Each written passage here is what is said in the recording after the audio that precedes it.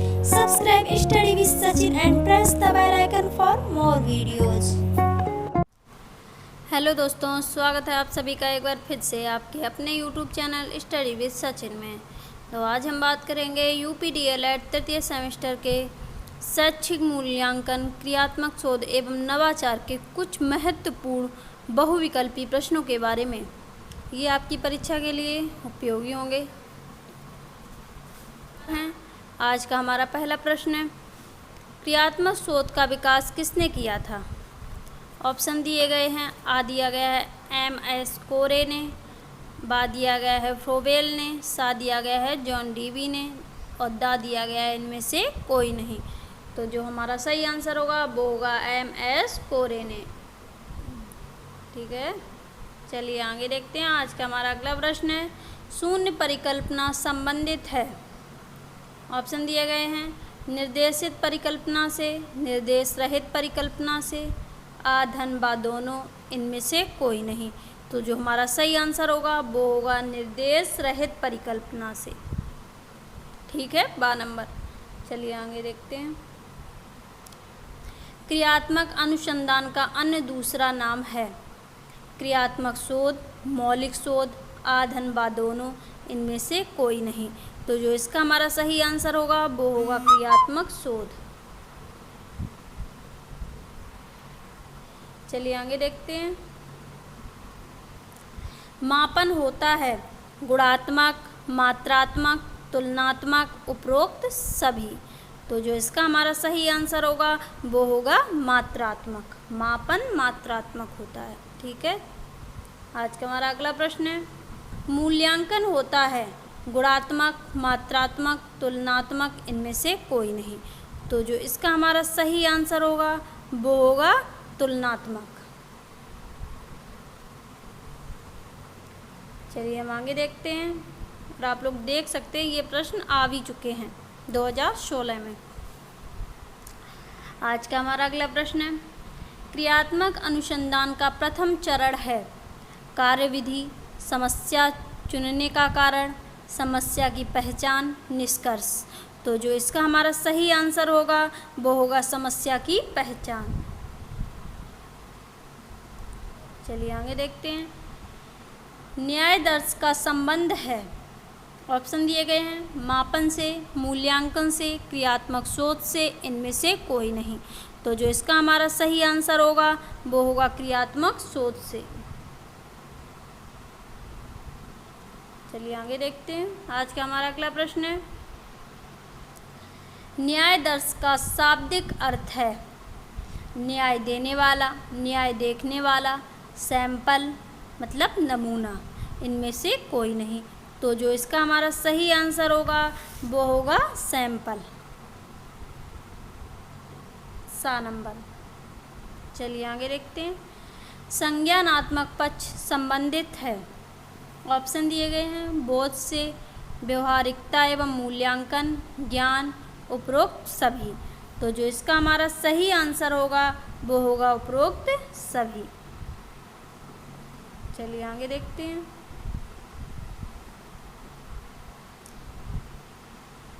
भावात्मक पक्ष का संबंध है संवेगों से, मनोवृत्तियों से, रुचियों से, उपरोक्त सभी से।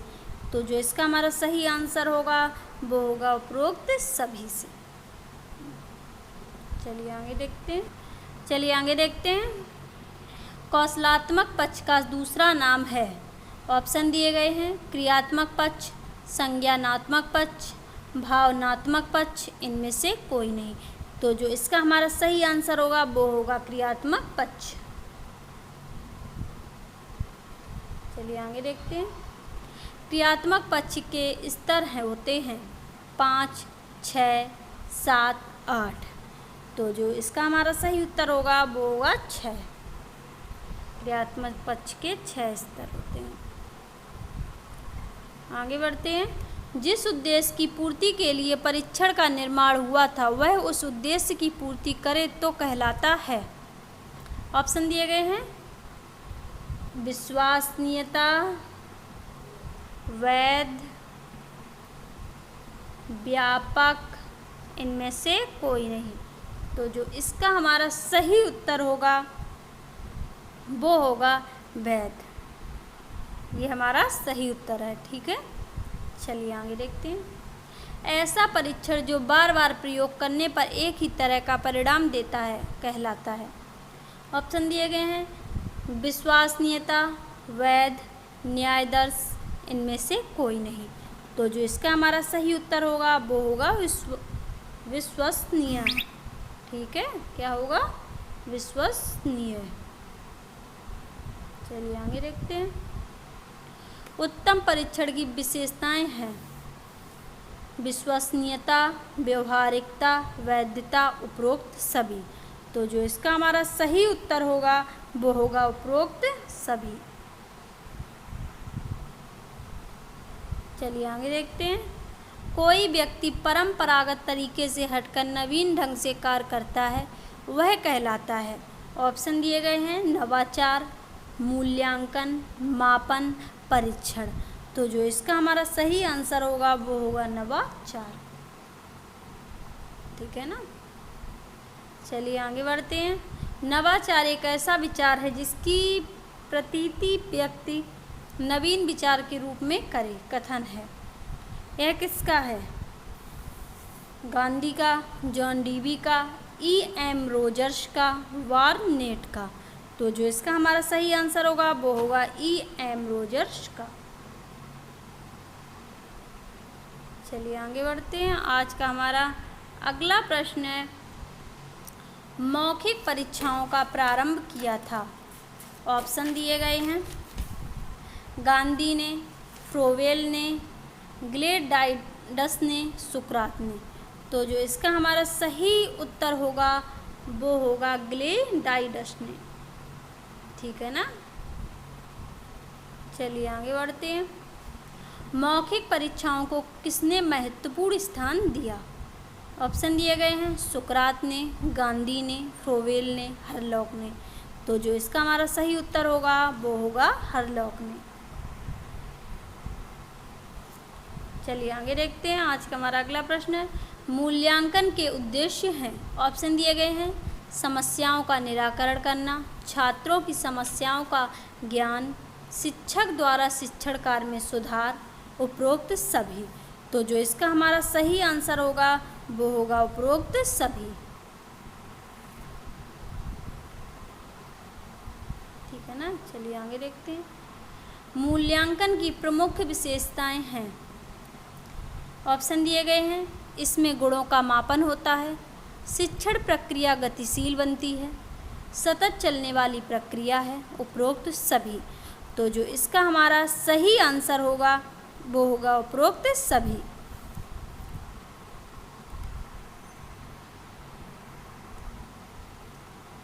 चलिए आगे देखते हैं। शैक्षिक नवाचार के अंतर्गत आते हैं विद्यालय प्रबंध, मूल्यांकन, शिक्षण अधिगम, उपरोक्त सभी। तो जो इसका हमारा सही आंसर होगा वो होगा उपरोक्त सभी, क्योंकि शैक्षिक नवाचार के अंतर्गत ये सभी आते हैं।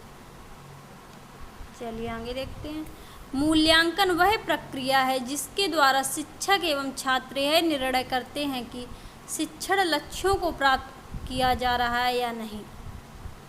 यह परिभाषा है, ये पूछा गया यह परिभाषा किसकी है। ऑप्शन दिए गए हैं ग्रीन की, ली की, क्रॉनबैक की, क्यूबलिन तथा हन्ना। तो जो इसका हमारा सही आंसर होगा वो होगा क्रॉनबैक की। चलिए आगे देखते हैं। व्यक्तित्व के सभी पक्षों का मूल्यांकन किया जाता है।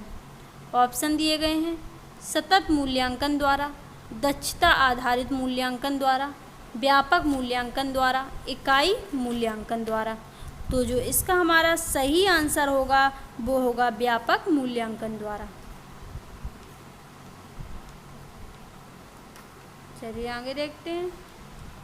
ज्ञान बोध व अनुप्रयोग का संबंध मूल्यांकन के किस पक्ष से है। ऑप्शन दिए गए हैं संज्ञानात्मक पक्ष, भावनात्मक पक्ष, कौशलात्मक पक्ष, नैतिक पक्ष। तो जो इसका हमारा सही आंसर होगा वो होगा संज्ञानात्मक पक्ष। चलिए आगे बढ़ते हैं। सत्र के अंत में किया जाने वाला मूल्यांकन कहलाता है। ऑप्शन दिए गए हैं सतत मूल्यांकन, दक्षता आधारित मूल्यांकन, वार्षिक मूल्यांकन, उपर्युक्त में से कोई नहीं। तो जो इसका हमारा सही आंसर होगा वो होगा वार्षिक मूल्यांकन। चलिए आगे बढ़ते हैं। प्रायोगिक मूल्यांकन होता है। ऑप्शन दिए गए हैं विज्ञान भूगोल तथा कृषि में, हिंदी तथा संस्कृत में, इतिहास तथा नागरिक शास्त्र में, दर्शन शास्त्र में। तो जो इसका हमारा सही उत्तर होगा वो होगा विज्ञान भूगोल तथा कृषि में। चलिए आगे बढ़ते हैं। उत्तम परीक्षण की विशेषता नहीं है। वैधता, विश्वसनीयता, वस्तुनिष्ठ, कठोरता। तो जो इसका हमारा सही उत्तर होगा वो होगा कठोरता। ठीक है, ये उत्तम परीक्षण की विशेषता नहीं है। छात्रों के प्रारंभिक ज्ञान का मूल्यांकन किया जाता है। ऑप्शन दिए गए हैं आकलित मूल्यांकन में, रचनात्मक मूल्यांकन में, मौखिक मूल्यांकन में, दक्षता मूल्यांकन में। तो जो इसका हमारा सही उत्तर होगा वो होगा मौखिक मूल्यांकन में। ये ठीक है। चलिए आगे देखते हैं। आज का हमारा अगला प्रश्न है छात्रों की रुचियों, संवेगों एवं मनोवृत्तियों से संबंधित मूल्यांकन का पक्ष कहलाता है। ऑप्शन दिए गए हैं संज्ञानात्मक पक्ष, भावनात्मक पक्ष, कौशलात्मक पक्ष, उपरोक्त में से कोई नहीं। तो जो इसका हमारा सही उत्तर होगा वो होगा भावात्मक पक्ष।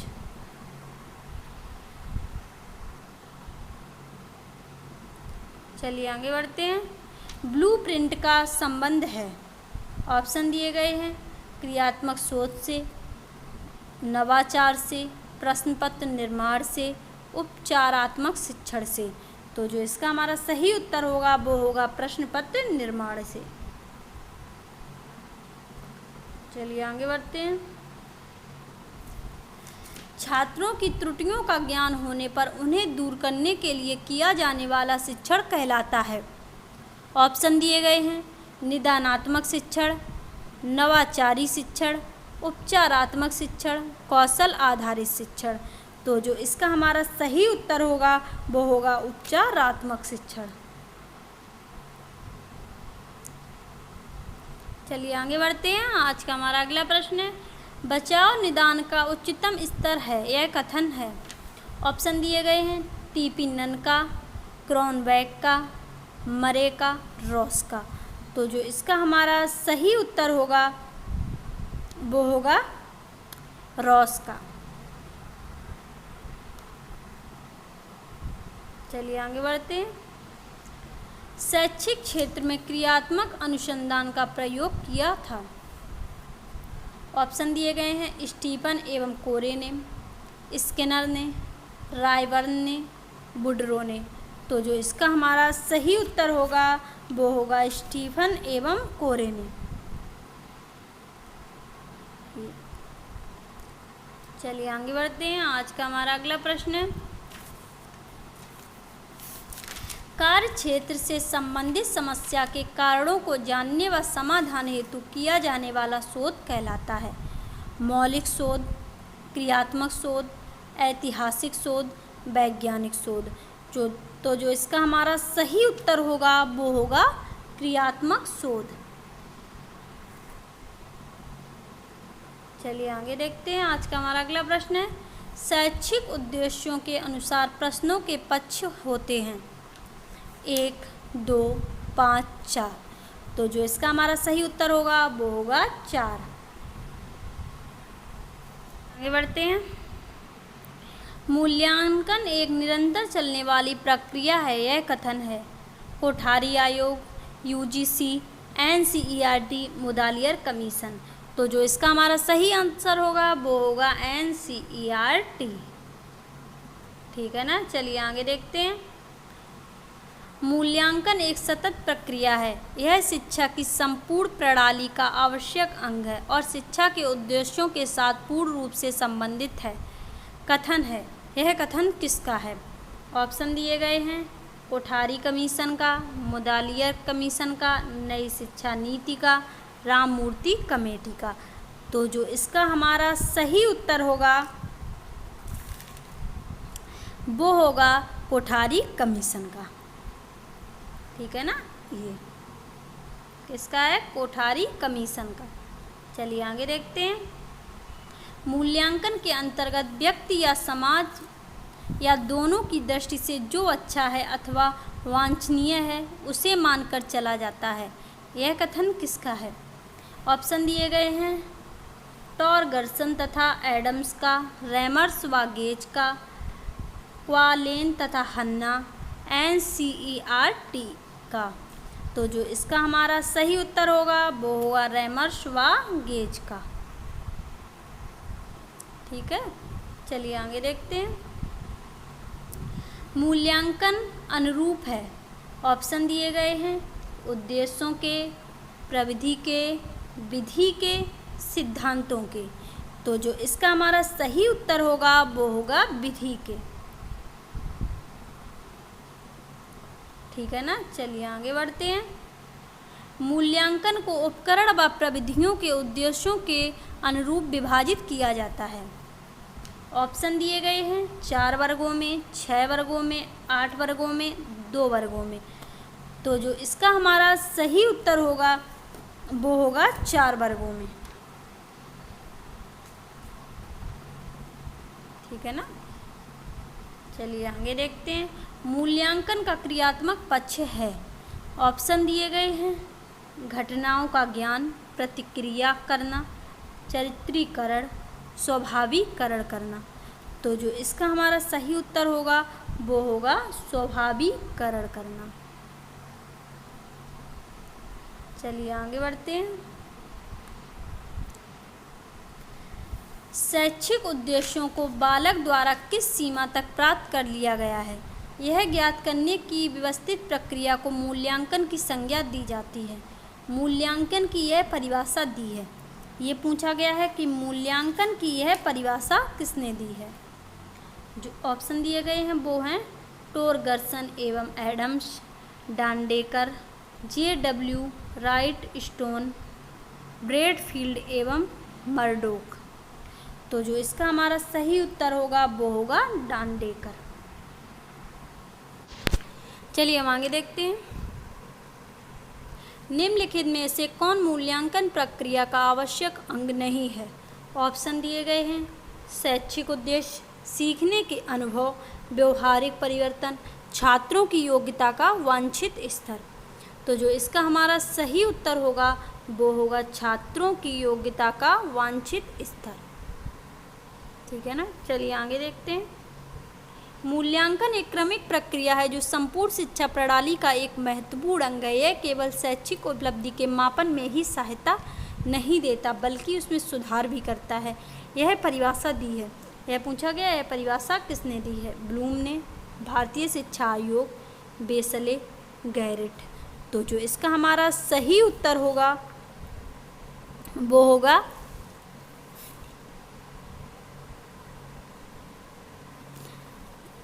बेसले।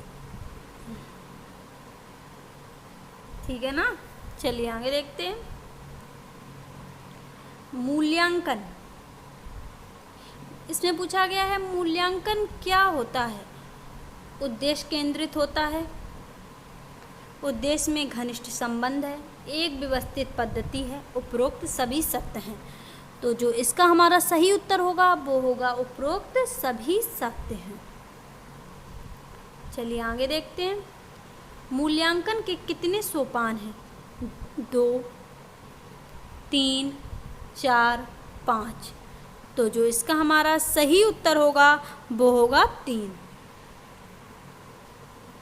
चलिए आगे बढ़ते हैं। मापन की भूमिका है। ऑप्शन दिए गए हैं वस्तु की संख्या प्रदान करना, वस्तु को संख्या प्रदान करना, घटना को संख्या प्रदान करना, नियमानुसार संख्या प्रदान करना, उपरोक्त सभी। तो जो इसका हमारा सही उत्तर होगा वो होगा उपरोक्त सभी। चलिए आगे बढ़ते हैं।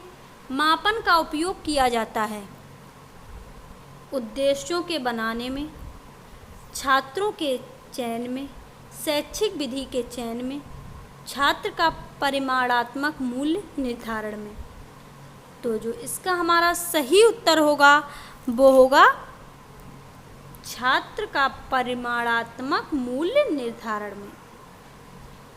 चलिए आगे बढ़ते हैं। जिस परीक्षण से शिक्षार्थी की किसी विषय या अनेक विषयों में कठिनाई ज्ञात की जा सकती है उसे कहते हैं। ऑप्शन दिए गए हैं उपलब्धि परीक्षण, बुद्धि परीक्षण, निदानात्मक परीक्षण, अभिरुचि परीक्षण। तो जो इसका हमारा सही उत्तर होगा वो होगा निदानात्मक परीक्षण। चलिए आगे बढ़ते हैं। इसका हमारा अगला प्रश्न है, प्राथमिक कक्षाओं में किस मूल्यांकन प्रविधि का प्रयोग किया जाता है? तो जो इसमें हमारे ऑप्शन दिए गए हैं वो है जांच सूची, निरीक्षण, संचयी आलेख, रेटिंग स्कूल। तो जो इसका हमारा सही उत्तर होगा वो होगा निरीक्षण। चलिए आगे देखते हैं। आज का हमारा अगला प्रश्न है, प्रश्नावली सूची संबंधित है। ऑप्शन दिए गए हैं परिप्रेक्षाकार से, मनोवैज्ञानिक परीक्षण से, साक्षात्कार से, इनमें से कोई नहीं। तो जो हमारा सही उत्तर होगा वो होगा परिप्रेक्षा आकार से। चलिए आगे देखते हैं। साक्षात्कार संबंधित है। ऑप्शन दिए गए हैं प्रश्नावली से, अनुसूची से, चिन्हांकन सूची से, प्राप्तांक पत्र से।